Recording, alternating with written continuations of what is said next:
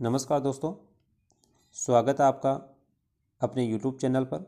कैसे हो आप सभी? तो उम्मीद करता हूं दोस्तों आप सभी अच्छे होंगे, मस्त होंगे, आपकी पढ़ाई भी अच्छी चल रही होगी। और हाँ दोस्तों, आज हम राजस्थान का जो अगला टॉपिक है, राजस्थान के प्रमुख संत, उसको लेकर आए हैं। तो हम इस टॉपिक को दोस्तों आपको 2 पार्ट में देने की कोशिश करेंगे। पहला पार्ट आज हो जाएगा और सेकंड पार्ट आपको कल मिलेगा। और यदि आपको ये क्लास पसंद आती है तो ज़रूर वीडियो को लाइक करें, अच्छे अच्छे कमेंट करें, अपने दोस्तों के साथ अपने ग्रुपों में से ज़्यादा शेयर करें। तो आपका बिना टाइम वेस्ट किए हुए सीधे चलते हैं आज की टेस्ट सीरीज पे। आइए बात करते हैं पहले प्रश्न पर। तो पहला प्रश्न है दोस्तों, भक्ति आंदोलन का आदि पुरुष किसे कहा गया है? भक्ति आंदोलन का आदि पुरुष किसे कहा गया है? रामानंद को, शंकराचार्य को, रामानुज को या चैतन्य महाप्रभु को? तो भक्ति आंदोलन का जो आदि पुरुष कहा गया दोस्तों, ये कहा गया आपके शंकराचार्य को। अगला है दोस्तों, सिकंदर लोदी ने किसके चमत्कारों से प्रभावित होकर उन्हें क्या दी थी? जागीर प्रदान की थी। सिकंदर लोदी ने किसके चमत्कारों से प्रभावित होकर उन्हें जागीर प्रदान की थी? बाबू जी, दादू दयाल जी, जाम्बो जी या फिर जसनाथ जी? तो इसका सही उत्तर हो जाएगा दोस्तों आपका जसनाथ जी। फिर है दोस्तों, किस संप्रदाय के अनुयायियों को 42 नियमों का पालन करना पड़ता है? किस संप्रदाय के अनुयायियों को 42 नियमों का पालन करना पड़ता है? क्या विष्णुई संप्रदाय है, क्या दादूपंथ है, क्या चरणदास संप्रदाय है या वल्लभ संप्रदाय है? तो इसमें हम बात करें तो यह आपका चरणदासी संप्रदाय, और जिसके संस्थापक कौन थे, प्रवर्तक कौन थे? आपके चरणदास जी थे दोस्तों। तो चरणदासी संप्रदाय को 42 नियमों का पालन करना होता है।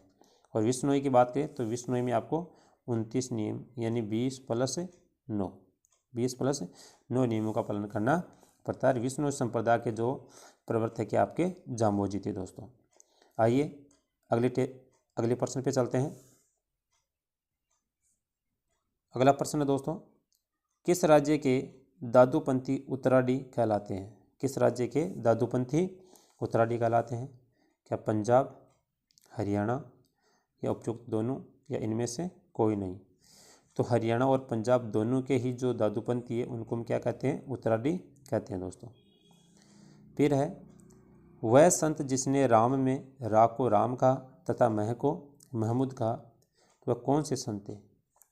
कबीर थे, रहीम थे, रामानंद थे या दरियावजी थे?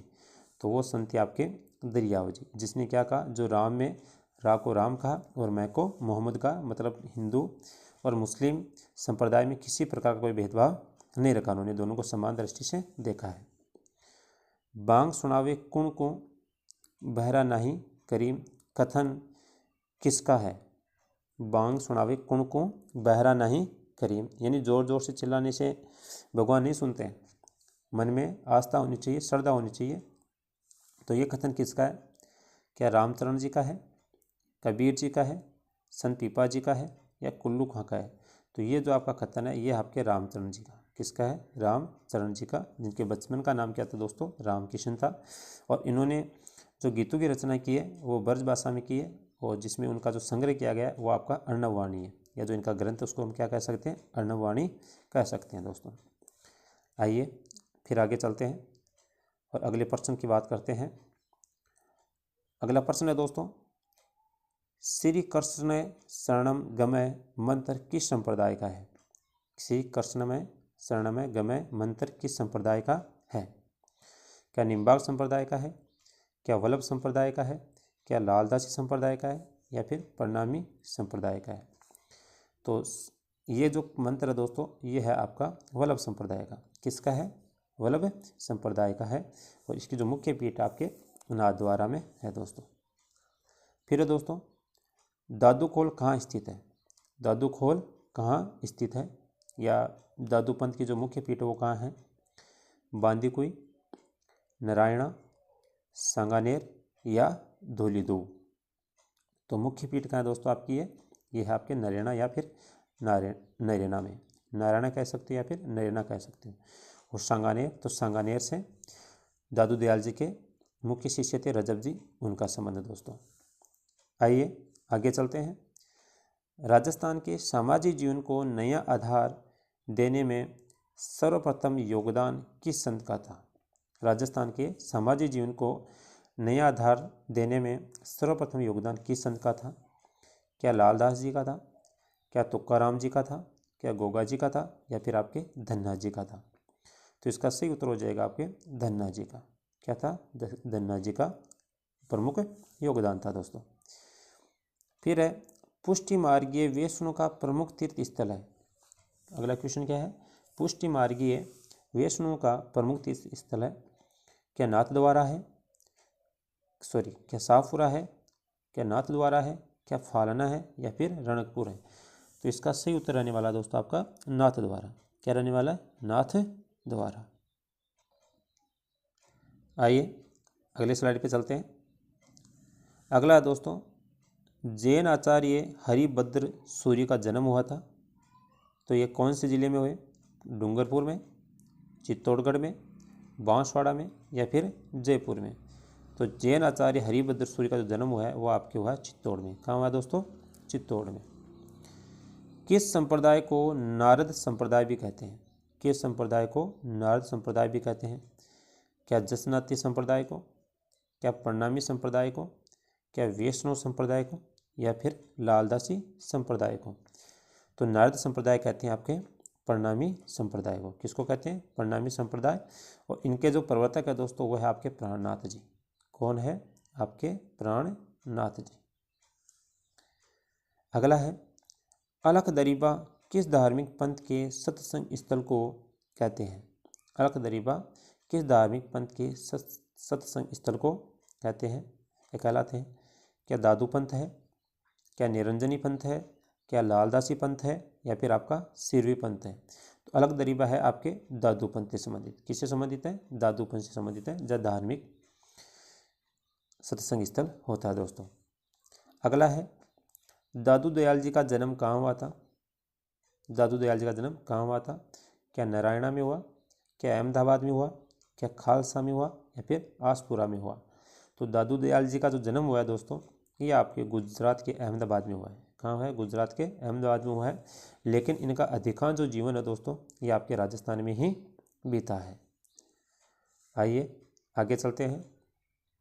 अगला है विष्णुई संप्रदाय के प्रवर्तक जाम्बोजी को किसका अवतार माना जाता है? विष्णुई संप्रदाय के प्रवर्तक जाम्बोजी को किसका अवतार माना जाता है? विष्णु का, कृष्ण का, ब्रह्मा का, या फिर लक्ष्मण का? जाम्बोजी की बात करें तो जाम्बोजी को विष्णु का अवतार मानते हैं। क्या मानते हैं दोस्तों? विष्णु का अवतार मानते हैं। और इनका जो बचपन का नाम है वो है धनराज। इनके बचपन का नाम क्या है दोस्तों? धनराज है। और इनके उपदेशों की बात करें तो इनके उपदेश हैं वो क्या कहलाते हैं दोस्तों? सांतरी कहलाते हैं। क्या कहलाते हैं? सांतरी कहलाते हैं। और इन्होंने 29 नियम दिए, 20+9 नियम दिए, और जिसके कारण इनको क्या कहते हैं? विष्णोई कहते हैं दोस्तों। अगला देखें, बनारस के नाम से प्रसिद्ध प्राचीन पवित्र कुंड जहाँ गालव ऋषि का आश्रम था। बनारस के नाम से प्रसिद्ध प्राचीन पवित्र कुंड जहाँ गालव ऋषि का आश्रम था। गलताजी, सांगानेर, आमेर, या फिर चांदपोल?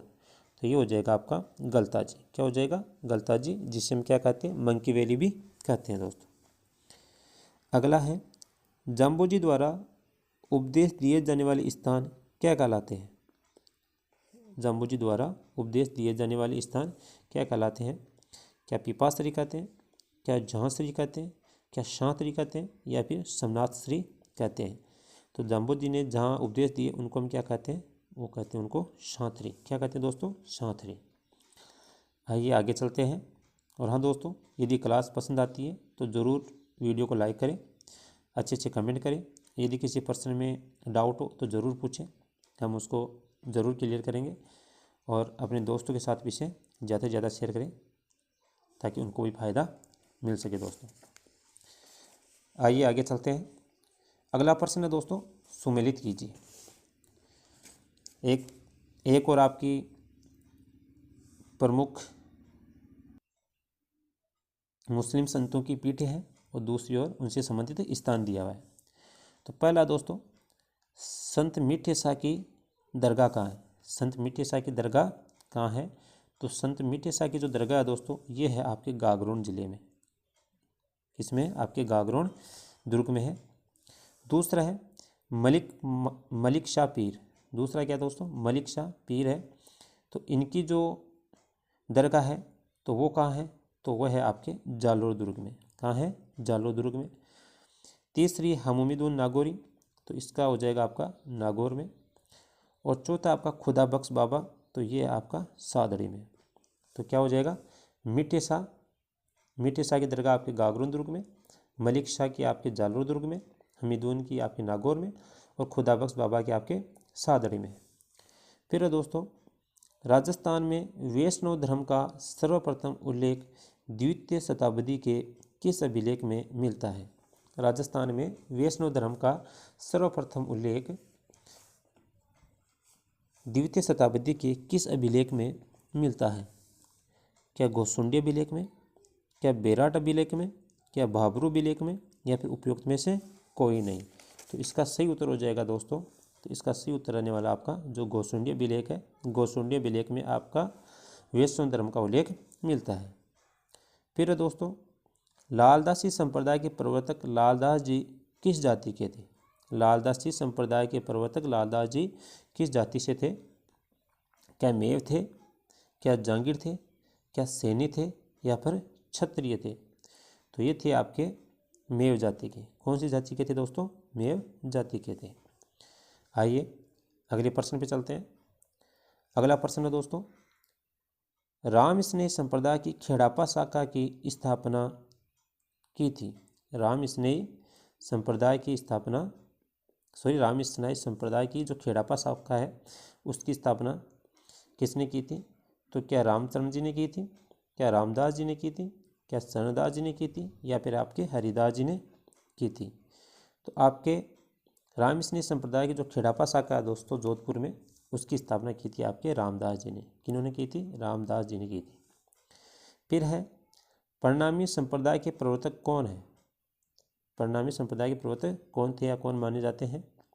क्या हरिदास जी है, क्या लालदास जी है, क्या रामचंद्र जी है, या फिर आपके प्राणनाथ जी है? तो परिणामी संप्रदाय के जो प्रवर्तक है दोस्तों, ये है आपके प्राणनाथ जी। कौन है? प्राणनाथ जी। अगला है परिणामी संप्रदाय के उपदेश किस ग्रंथ में संग्रहित है? परिणामी संप्रदाय के उपदेश किस ग्रंथ में संग्रहित है? क्या वाणी में है, क्या कुजलम स्वरूप में है, क्या जाम्ब सागर में है, या फिर आपके जमुना सागर में है? तो परिणामी संप्रदाय के जो उपदेश है दोस्तों, ये आपके कुजलम स्वरूप ग्रंथ में संग्रहित है दोस्तों। आइए आगे चलते हैं।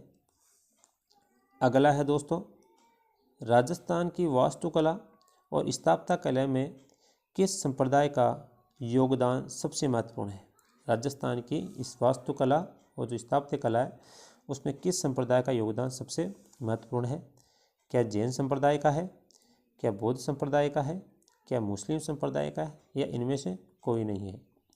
तो इसका सही उत्तर रहने वाला दोस्तों जो आपका जैन संप्रदाय है, जैन संप्रदाय का आपके राजस्थान में वास्तुकला और स्थापत्य कला में सर्वाधिक योगदान देखने को मिलता है। अगला दोस्तों, परमहंस मंडली का संबंध किससे है? अगला क्या दोस्तों? परमहंस मंडली का संबंध किससे है? क्या नाथ संप्रदाय से है, क्या जसनाती संप्रदाय से है, क्या संत पीपाजी से है, या फिर आपके संत धन्ना से है? तो इसका सही उत्तर रहने वाला दोस्तों आपका जसनाती संप्रदाय से, यानी जो जसनाती संप्रदाय के जो अनुयायी है उनको हम क्या कहते हैं दोस्तों? परमहंस कहते हैं। फिर है संत मावजी का जन्म किस जिले में हुआ? संत मावजी का जन्म किस जिले में हुआ? क्या कोटा में, क्या डूंगरपुर में, क्या जयपुर में, या फिर दौसा में? तो संत मावजी का जो जन्म हुआ है दोस्तों, ये हुआ है आपके डूंगरपुर ज़िले में। कौन से ज़िले में हुआ है? आपके डूंगरपुर ज़िले में हुआ है। आइए आगे चलते हैं। अगला है दोस्तों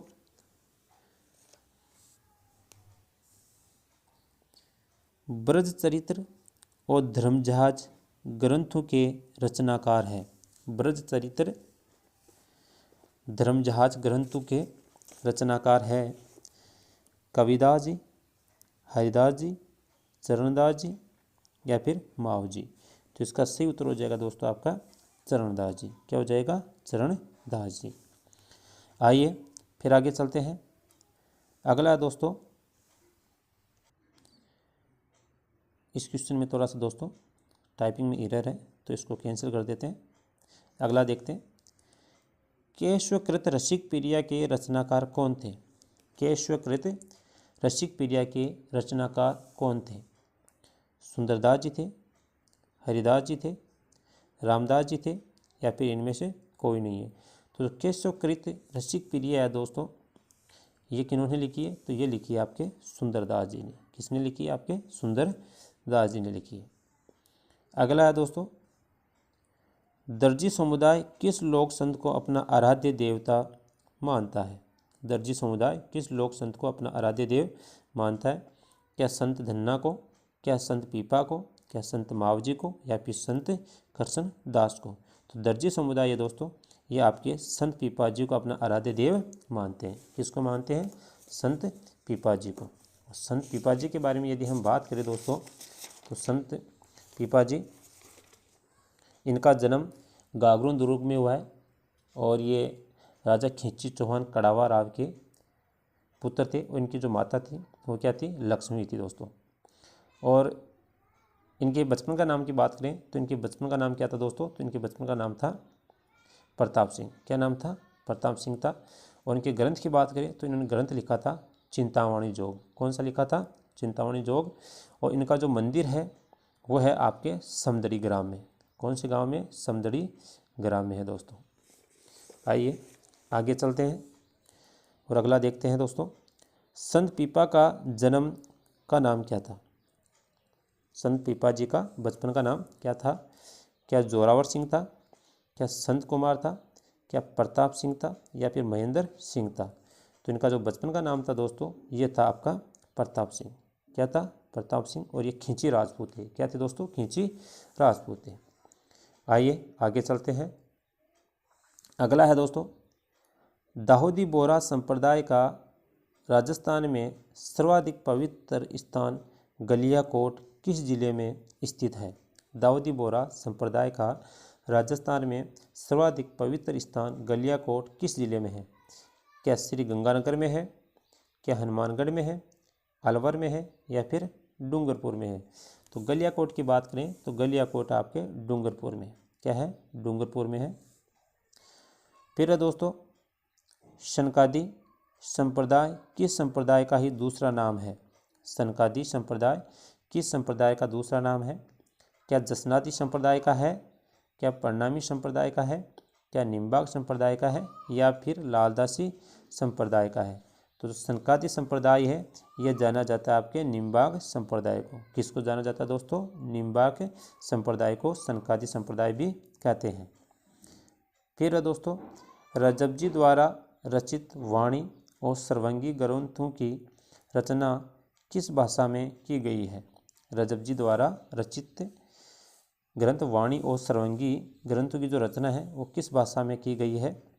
क्या पिंगल में है, क्या राजस्थानी मिश्रित भाषा में है, क्या मेवाती है या फिर डिंगल है? तो इसका सही उत्तर रहने वाला दोस्तों आपकी जो राजस्थानी मिश्रित ब्रज भाषा है, तो राजस्थानी मिश्रित भाषा में रजब जी ने वाणी और सर्वंगी नामक ग्रंथों की रचना की है। तो ये थी दोस्तों आज की क्लास। कैसी लगी आपको? ज़रूर अपना फीडबैक, अपना अनुभव हमारे साथ शेयर करें। और यदि क्लास आपको पसंद आती है तो ज़रूर इसे लाइक करें, अच्छे अच्छे कमेंट करें और अपने दोस्तों के साथ और अपने ग्रुप में से ज़्यादा शेयर करें ताकि उनको भी इस चलने वाले टेस्ट सीरीज़ का फ़ायदा ज़्यादा से ज़्यादा पहुँच सके।